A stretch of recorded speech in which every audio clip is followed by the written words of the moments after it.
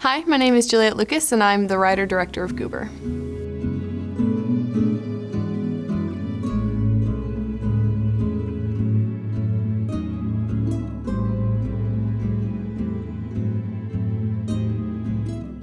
Casting was fun. I had an amazing casting director. We went through about 200 different submissions on different websites. Casting is a fun process and definitely very tedious. I started over winter break and I had to watch through a lot of self-tapes, and I narrowed it down to a couple really good actors and presented it to Juliet, and we both kind of had time to look over the tapes and realize, yeah, we have some good options. And pulling them out here, actually having in-person rehearsals, because we did a full day of rehearsals before shooting, it was just easy to see the chemistry that they had on screen. As for extras, that process was also really fun because we actually hosted an improv night, and the extras all came and like hung out and played improv games, and you really got to know these people and they got to know each other, and I think it led to them interacting really well on set with one another.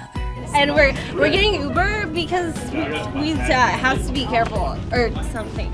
Look at these party lights. The locations was a long process for mostly actually Lot C, which is kind of funny because it's on Biola's campus, so you would assume that it wouldn't be that hard, but we had like 10 meetings with risk management and campus safety and Matt to talk about what we're doing.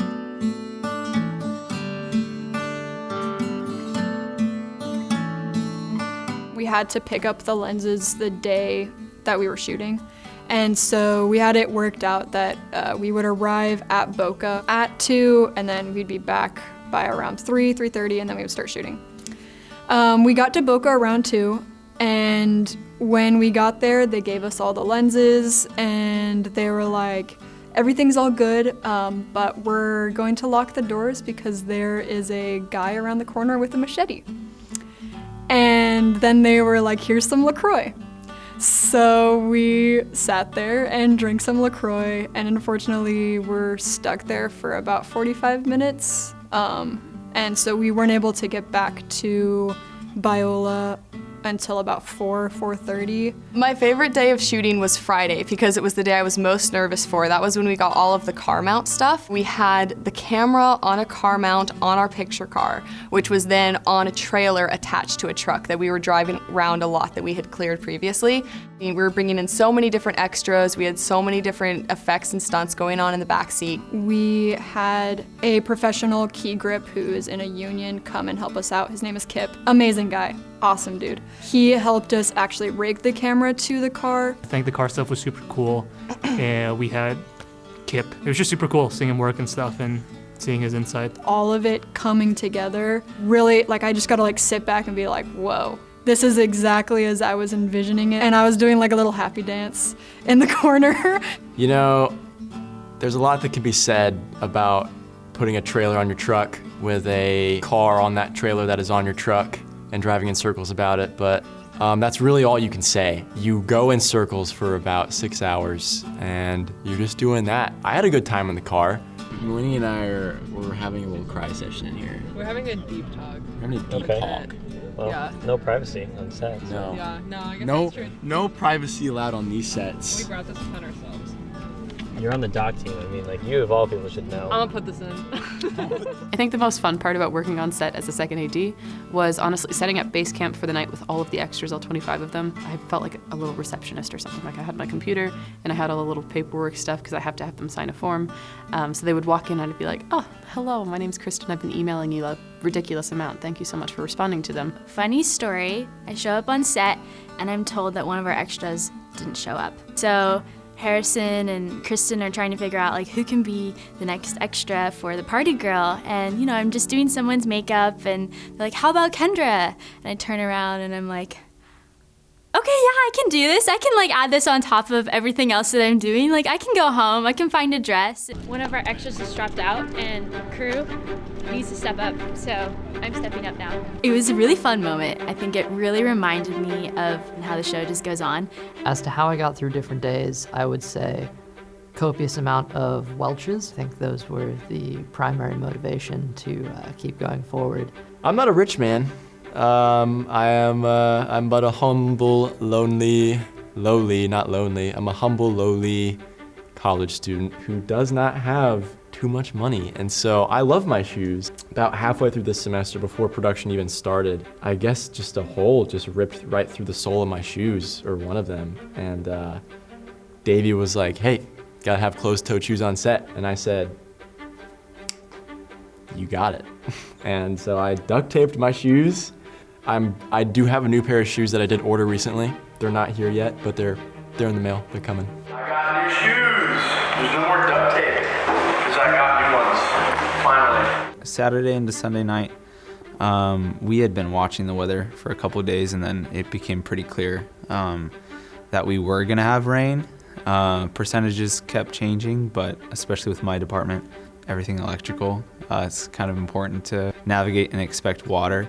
And I was a bit concerned. Definitely wanted to make it clear that set was gonna be a little bit more tense that night, which we ended up seeing. I'm a very easygoing person usually. Tonight, I'm not gonna be, seriously. If I see you doing something that's not safe, not smart, we're done. Because I don't want you to die, genuinely die. We did have a moment where we were questioning, are we going to be able to finish the film? Are we going to be able to keep shooting? But luckily our crew was incredible and we kept going and we managed to finish all of our scenes for that night. I think keeping the camera safe was like the most stressful thing. We put trash bags over it and easy-ups over it. Lots of people helped with it. When we knew there was gonna be rain, I basically did like 15 minutes of research and was like, okay, which lights can like for sure run in the rain, which can't, and it was basically just like mixed information is what I was getting. Just sent out a text and was like, yo, everybody bring umbrellas, because we were just gonna jerry-rig them over the Joker bugs, which we did. So they looked, I thought they looked kind of funny, kind of cute. It looks like he's carrying a jellyfish. But it worked, and they stayed dry. As the generator op, so just making sure that the generator was running and running well at all times, as well as kind of acting as the sound utility in that role and keeping everyone away from the generator. Because sometimes we had the entire generator in a tent fully enclosed and it just became a carbon monoxide hotbox that only Josiah and I should even get near. Should I not say hotbox? I think one of my favorite projects to work on this film was making the gravestone. And I went through lots of different phases of figuring out, okay, how are we gonna make this gravestone? And how do we make it look realistic? Do we use foam? Do we use wood? I just went with my gut and my instincts. I think that is so important when you're in the filmmaking world. Trevor finding the snails was probably the biggest highlight of being on set. This man, it was raining and it was kind of like sprinkling after it had flooded, and it was crazy because we looked at all the people on set and we're like, dang, it's like really like, it's not a great environment, but it is what it is. And then Trevor, with his bright smiles, just walks up to me with 2 fat snails. They're like the size of my thumbs. And I was just like, what is happening here? And he just presents it to me and it's like, look at this. And it's as if like he was so proud of his children or something like that. The snails, I forgot about those. Those felt like a fever dream. I found snails on set. I was out of my mind. I found 2 snails and I was showing everybody. And then I set them free because that's why, what would I do with a snail? I found these 2 snails on set. Pretty cool. See you later. I just thought like, it just made me think about Trevor, and like honestly, it has anything to do with the snails, but has more to do with Trevor and what kind of guy he is. And he's such a stand-up guy when it comes to being on set. Everything that he does, he's so good at flipping the atmosphere to making it so much more brighter. You're a grip. You're nothing but a grip. Right. Yeah. Mm-hmm. So the next time you walk over here, you're gonna have to skedaddle your booty over there. Just like that. Where did you go? I'm skedaddling. We didn't even move to our second location until I believe 4 or 5 in the morning. And we got there and we ended up getting the second half of it shot as well. There was a bench scene that we shot and I really wanted to get the kind of intimacy between Carter and Phoebe. And I feel like I was able to kind of have this moment of connection with them as I was just listening to their voices, listening to their stories.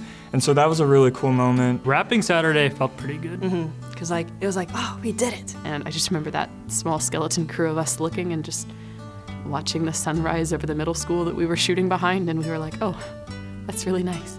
I think when we were filming in the house, I loved that day because that was really fun.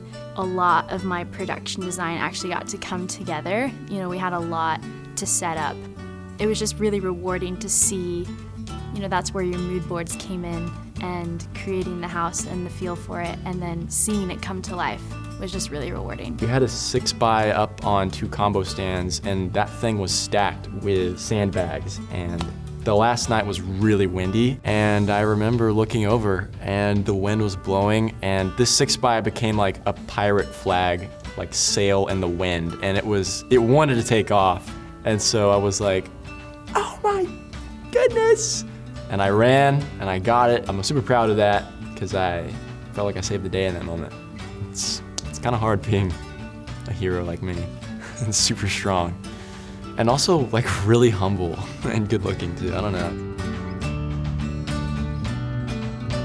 When I edit, like I usually have like a upbeat song or like a celebration song I usually have, like if I finish a scene or an entire, like anything that I can celebrate during the edit, I'm like, all right, I'm putting my celebration song on, and I just play it. I have like a mini 2-minute break of just listening to it and sing along to it, and then I go back into that edit, basically. A song called I'm Not Fine. Once we have all the sound mixed and edited for post-production, it's my role to take all that and clean up all the dialogue. It's my role to mix the Foley. If we have people come in for ADR, mix in the soundtrack to the film and get the audio from kind of a messy state to kind of a final polished block of audio that's fit, that's mixed, that's compressed, that's all this stuff. I'm most excited to do Foley. I just am noticing like, oh, I'll get to just interact with the car a bit more, like get more sound effects from that. I'm listening to playback. Yeah, so my expectations going into biofilm were nothing because I actually didn't even know I was signing up for biofilm. I thought pre-production and production were just... Me either. Yeah. Me either. I didn't know this class was biofilm, but I found out, so here we are. The people that I met on this set, I'm really glad that I was able to make all those connections. My job is to be a skeptic and a contrarian at all times. Where's that gotten you? Apparently I'm the best AD around. Oh, wow. I'm just kidding, I love you guys. And I got to connect with so many different people. I would have never thought I would have, actually met, but thanks to Guber, this all happened. That's the DP. I think getting to understand everyone's dynamic and getting to work with a new group of people is something that I am always a little bit hesitant about.